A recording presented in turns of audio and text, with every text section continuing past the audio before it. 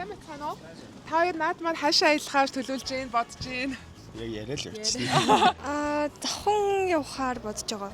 Энэ 100 Архангай цэцэрлэгийн аймаг руу гал очичмаар байна. Төв аймагаараа л зүгээр голын ирэг дээр л очих байх. Хүсгэл явна. Гэрлөөгөө төлцөн үү? Төлөвлөсөн. Яг аялахгүй бахтуу дархан руу явж нэг амралтанд л явах хэрэгтэй. Таны хувьд Гэрлүүгээ л ээж авартай л хаашаа явах вэ? би хинтиг үнэлтэй.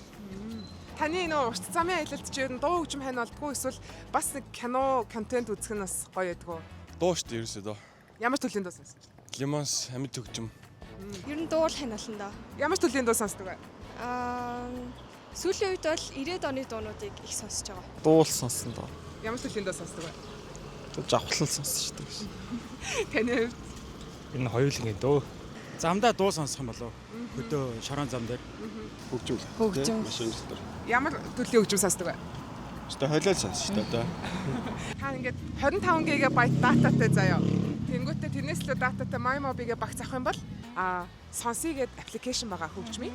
За тэгээд нэмээд Woo кино контент үздэг. Энэ хоёр үнэгүй байгаа.